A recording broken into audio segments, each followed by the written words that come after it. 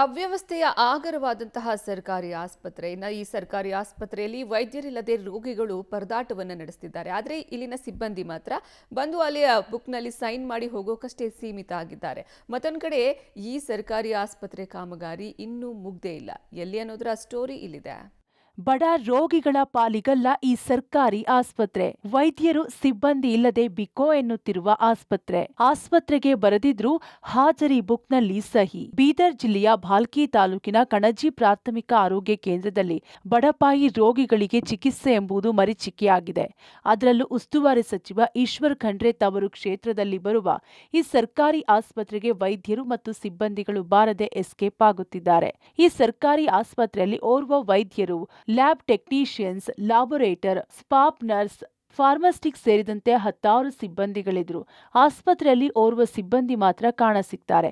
ಸೂಕ್ತ ಚಿಕಿತ್ಸೆ ಸಿಗದೆ ಪ್ರತಿದಿನ ಹಲವಾರು ಹಳ್ಳಿಗಳಿಂದ ಬರುವ ಬಡಪಾಯಿ ರೋಗಿಗಳು ಗಂಟೆಗಟ್ಟಲೆ ಕುಳಿತು ವಾಪಸ್ಸಾಗುತ್ತಿದ್ದಾರೆ. ಡಾಕ್ಟರ್ ಅವರು ಇರೋದಿಲ್ಲ, ದೊಡ್ಡ ಊರು, ಎಷ್ಟೋ ರೋಗಿಗಳು ಬರ್ತಾರ, ಇವರೇ ನರ್ಸ್ ಇವರೇ ಟ್ಯಾಬ್ಲೆಟ್ ಕೊಡ್ತಾರ, ಆಯ್ತು ಅಷ್ಟರಲ್ಲಿಂದೇ ಹೋಗೋದು. ಈಗ ಯಾರು ಬಂದರು ಎಮರ್ಜೆನ್ಸಿ ಕ್ವಾರ್ಟರ್ಸ್ ಅದಾವ, ಇಷ್ಟು ಬಿಲ್ಡಿಂಗ್ ಅದ, ಕೋಟ್ಯಾದಿ ರೂಪಾಯಿ ಬಿಲ್ಡಿಂಗ, ಕ್ವಾರ್ಟರ್ಸ್ ಫೆಸಿಲಿಟಿ ಅದ, ಎಲ್ಲ ಅದ. ಯಾರು ಇದ್ದರೆ ಏನಾರು ಆಗ್ತದೆ. ಸುಮ್ಮನೆ ನೋಡ್ತೀವಿ, ಬಿಲ್ಡಿಂಗ್ ನೋಡ್ತೀವಿ, ಹೋಯ್ತೀವಿ.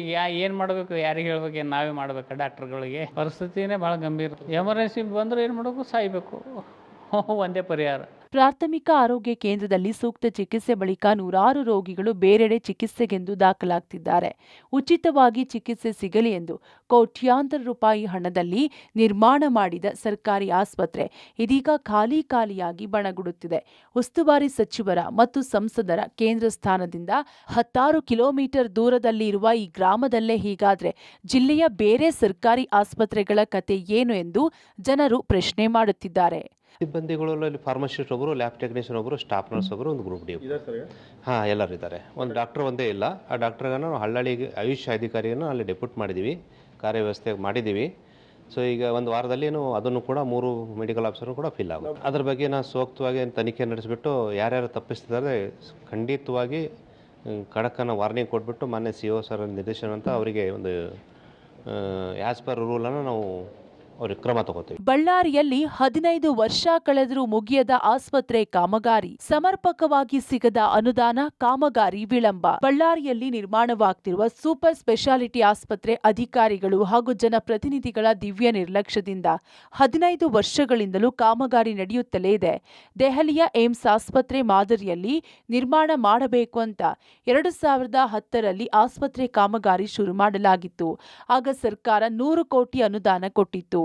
ಬಳಿಕ ಮತ್ತೆ 24 ಕೋಟಿ ಸೇರಿ ಒಟ್ಟು 124 ಕೋಟಿ ಅನುದಾನ ಬಳಕೆಯಾಗಿದೆ. ಸಮರ್ಪಕವಾಗಿ ಕಾಲಕಾಲಕ್ಕೆ ಅನುದಾನ ಬಾರದೇ ಇರೋದ್ರಿಂದ ಕಾಮಗಾರಿ ವಿಳಂಬವಾಗಿದೆ. ಗಣಿಗಾರಿಕೆ ಜೊತೆಗೆ ಜೀನ್ಸ್ ಉದ್ಯಮ ಹೆಚ್ಚಾಗಿರುವ ಬಳ್ಳಾರಿ ಜಿಲ್ಲೆಯಲ್ಲಿ ಸುಮಾರು ಹೆಚ್ಚು ಕಡಿಮೆ 5 ಲಕ್ಷಕ್ಕೂ ಹೆಚ್ಚು ಕಾರ್ಮಿಕರು ಇಲ್ಲಿ ಕೆಲಸವನ್ನು ಮಾಡ್ತಾರೆ. ಅದ್ರ ಜೊತೆಗೆ ಬಳ್ಳಾರಿ ಜಿಲ್ಲೆಯ ಗ್ರಾಮೀಣ ಭಾಗದ ಜನರಿಗೂ ಸಹಿತ ಆರೋಗ್ಯದ ದೃಷ್ಟಿಯನ್ನು ಗಮನದಲ್ಲಿಟ್ಟುಕೊಂಡು 2010ರಲ್ಲಿ ಒಂದು ಸೂಪರ್ ಸ್ಪೆಷಾಲಿಟಿ ಆಸ್ಪತ್ರೆಯನ್ನು ಅಂದಿನ ಸರ್ಕಾರದಿಂದ 120 ಕೋಟಿ ವೆಚ್ಚದಲ್ಲಿ ಸೂಪರ್ ಸ್ಪೆಷಾಲಿಟಿ ಆಸ್ಪತ್ರೆಯನ್ನು ನಿರ್ಮಾಣ ಮಾಡಬೇಕು ಅನ್ನುವಂಥ ಕನಸಿತ್ತು. ಅದರ ಭಾಗವಾಗಿ ಬಳ್ಳಾರಿಯಲ್ಲಿ ಕಳೆದ 15 ವರ್ಷಗಳಿಂದಲೂ ಸಹಿತ ಆ ಒಂದು ಸೂಪರ್ ಸ್ಪೆಷಾಲಿಟಿ ಆಸ್ಪತ್ರೆ ಕೆಲಸವು ಕೂಡ ನಡೀತಾ ಇದೆ.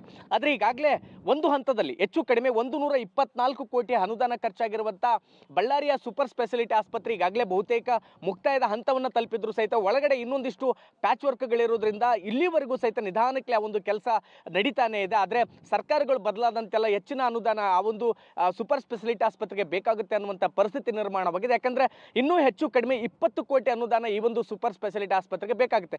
ಕಣ್ಣಿಗೆ ನೋಡಲಿಕ್ಕೆ ಇದೊಂದು ಬೃಹತ್ ಆಕಾರವಾಗಿರ್ತಕ್ಕಂಥ ಆಸ್ಪತ್ರೆ ಈಗಾಗಲೇ ಸುಸಜ್ಜಿತವಾಗಿ ನಿರ್ಮಾಣವಾಗಿದೆ ಅನ್ನುವಂಥ ಒಂದು ದೊಡ್ಡ ಬಿಲ್ಡಿಂಗ್ ನಮಗೆ ಕಾಣಿಸುತ್ತೆ. ಆದರೆ ಕೋವಿಡ್ ಸಂದರ್ಭದಲ್ಲಿ ಮಾತ್ರ ಇಲ್ಲಿ ಒಂದು ಟ್ರಾಮಾ ಕೇರ್ ಸೆಂಟರ್ ಅನ್ನುವಂಥ ರೀತಿಯಲ್ಲಿ ಓಪನ್ ಮಾಡೋದ್ರ ಮೂಲಕ ಅಲ್ಲಿ ಮಾತ್ರ ಕೋವಿಡ್ ಪೇಷಂಟ್ಗಳನ್ನ ಹಾಕ್ಲಿಕ್ಕೆ ಅದನ್ನು ಒಂದು ಓಪನ್ ಮಾಡಿದ್ರು. ಕೇವಲ ರಾಜಕೀಯ ಇಚ್ಛಾಶಕ್ತಿಯನ್ನು ಹೊರತುಪಡಿಸಿದರೆ ಇದನ್ನು ಉದ್ಘಾಟನೆ ಮಾಡಿ ಬಳ್ಳಾರಿ ಜಿಲ್ಲೆಯ ಕಾರ್ಮಿಕರು ಅದ್ರ ಜೊತೆಗೆ ಬಡ ಜನರಿಗೆ ಅನುಕೂಲ ಮಾಡಿಕೊಡುವಂಥ ಕೆಲಸಕ್ಕೆ ಯಾವೊಬ್ಬ ಜನಪ್ರತಿನಿಧಿಗಳು ಕೂಡ ಮುಂದಾಗ್ತಿಲ್ಲ. ಯಾಕಂದರೆ ಸರ್ಕಾರಗಳು ಬದಲಾಗುತ್ತೆ, CMಗಳು ಬದಲಾಗುತ್ತೆ, ಬಳ್ಳಾರಿ ಜಿಲ್ಲೆಯ ಶಾಸಕರು ಸಂಸದರುಗಳು ಬದಲಾಗ್ತಾ ಇದ್ದಾರೆ ವಿನಃ ಬಳ್ಳಾರಿ ಜಿಲ್ಲೆಗೆ ಬೇಕಾಗಿದ್ದಂಥ ಈ ಒಂದು ಸೂಪರ್ ಸ್ಪೆಷಾಲಿಟಿ ಆಸ್ಪತ್ರೆ ಏನಿತ್ತು ಇದನ್ನು ಉದ್ಘಾಟನೆ ಮಾಡಿ ಜನರಿಗೆ ಅನುಕೂಲ ಮಾಡಿಕೊಡಬೇಕು ಅನ್ನುವಂಥ ಕನಿಷ್ಠ ಪರಿಜ್ಞಾನವೂ ಸಹಿತ ಯಾವೊಬ್ಬ ರಾಜಕಾರಣಿಗಳಿಗೆ ಇಲ್ಲದೆ ಇರೋದ್ರಿಂದ 124 ಕೋಟಿ ಅನುದಾನದಲ್ಲಿ ಈಗಾಗಲೇ ನಿರ್ಮಾಣಗೊಂಡು ಉದ್ಘಾಟನೆಗೆ ಕಾಯ್ತಾ ಇರುವಂಥ ಸೂಪರ್ ಸ್ಪೆಷಾಲಿಟಿ ಆಸ್ಪತ್ರೆ ಇದುವರೆಗೂ ಸಹಿತ ಜನರಿಗೆ ಉಪಯೋಗಕ್ಕೆ ಬಂದಿಲ್ಲ. ಇಲ್ಲ. ಒಟ್ಟಾರೆ ಗ್ರಾಮೀಣ ಭಾಗದ ಜನರಿಗೆ ಅನುಕೂಲವಾಗುವಂತೆ ಮಾಡಬೇಕಾದ ವೈದ್ಯರು ಕೆಲಸಕ್ಕೆ ಹಾಜರಾಗದೆ ಕಳ್ಳಾಟ ಆಡ್ತಿದ್ದಾರೆ. ಇನ್ನೊಂದೆಡೆ ಅನುದಾನ ಬಿಡುಗಡೆ ವಿಳಂಬ ಆಸ್ಪತ್ರೆ ಕಾರ್ಯಕ್ಕೆ ತೊಂದರೆಯಾಗ್ತಿದೆ. ಸಂಬಂಧಪಟ್ಟ ಅಧಿಕಾರಿಗಳು ಗಮನ ಹರಿಸಿದ್ರೆ ಸಮಸ್ಯೆ ಬಗೆಹರಿಯಲಿದೆ. News desk, public TV.